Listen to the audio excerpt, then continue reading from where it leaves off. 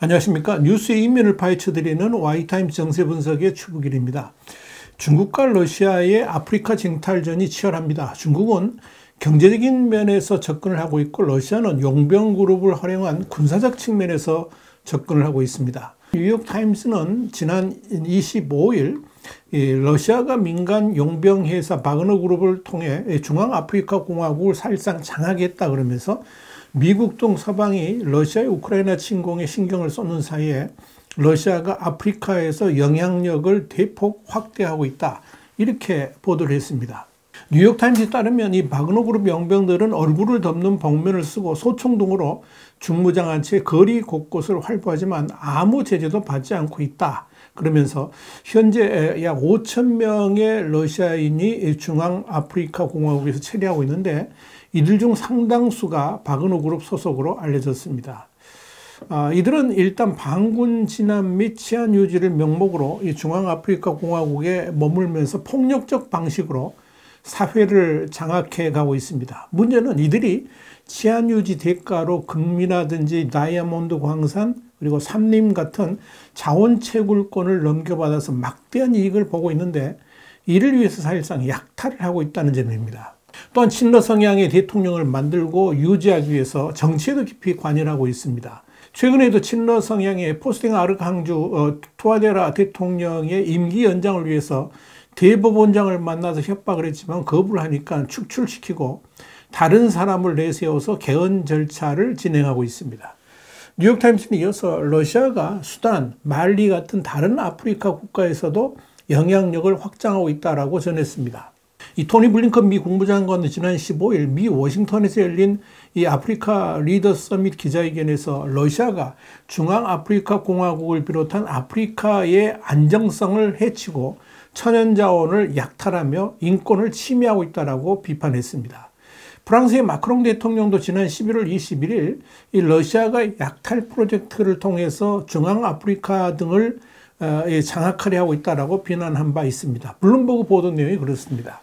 또한 영국의 더 타임스가 지난 12월 27일 보도한 바에 따르면 러시아는 지금 아프리카 여러 나라의 독재자들과 손을 잡고 그들의 권력을 유지해주는 대가로 경제적 이익을 취하고 있으며 동시에 미국을 비롯한 서방 국가들과 손을 잡지 못하도록 방해하는 역할을 하고 있다. 이렇게 알려지고 있습니다. 이런 이유로 장세리주 보카사 전 중앙아프리카 공화국 내무부 장관은 우리는 러시아의 식민지나 다름없다라고 말을 한 것입니다. 한편 중국의 아프리카 진출은 시진핑 주석의 1대1로 전략과 맞물려서 대대적으로 이루어졌습니다. 러시아가 용병이라는 폭력적이고 약탈적 수법으로 아프리카를 장악해 가는 것과는 다르게 중국은 아프리카의 독재자들에게 경제 원조를 빌미해 가지고 엄청난 대출을 해주면서 사실상 경제적 속국으로 만드는 전략을 펼쳐왔습니다. 그런데 중국의 아프리카 장악 전략에 제동이 걸렸습니다. 중국이 스스로 아프리카에 과도한 대출을 하고 이를 회수하지 못해서 문제가 발생해서 그런 겁니다.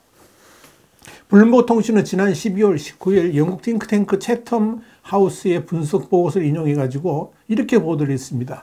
미국의 압박과 견제에서 벗어나려는 중국이 아프리카에 손을 뻗쳐 투자를 크게 늘렸는데 잘못된 정책 판단으로 대출 규모가 과도해져서 수습을 하지 못하고 있다. 이렇게 보도를 한 겁니다.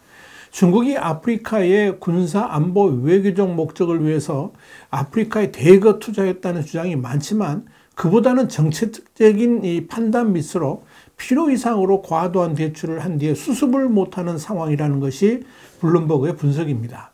이 채덤하우스 보고서를 보면 아프리카의 부채는 2000년에서 2020년까지 5배 가까이 늘어나서 6,960억 달러 수준인 것으로 확인됐습니다. 근데 이 가운데 12%인 835억 달러, 그러니까 108조 원 정도가 중국이 대출한 돈입니다. 이로써 중국은 아프리카의 최대 채권국이 됐습니다. 자, 문제는 중국의 대출 형태가 아프리카의 자산을 몰수하려는 정교한 전략과는 거리가 멀다는 점입니다. 다시 말씀드려서 초기 단계에서 과도한 대출로 스스로 부채의 함정을 판 것으로 보인다는 것이 이 보고서의 분석 내용입니다.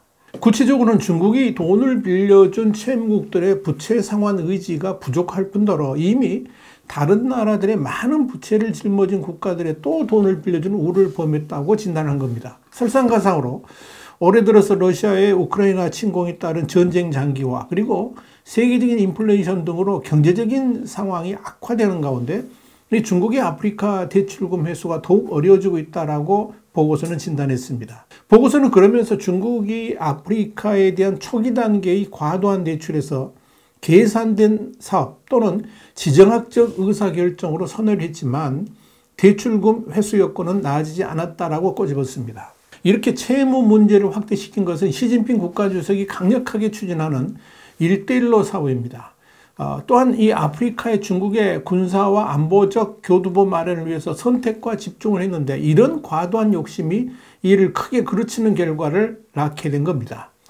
1:1로 사업은 중국이 2013년부터 시진핑 주석의 강력한 지시로 추진해온 대외 경제 전략인데요. 이 저개발국의 풍부한 자원을 중국 자본으로 개발해서 서로 경제 발전을 꾀하자 그러면서 이 아프리카 등의 관련국들의 광산과 철도 건설 프로젝트에 주로 자금을 지원했습니다. 그러나 이 사업들은 주도 면밀하지를 못했습니다.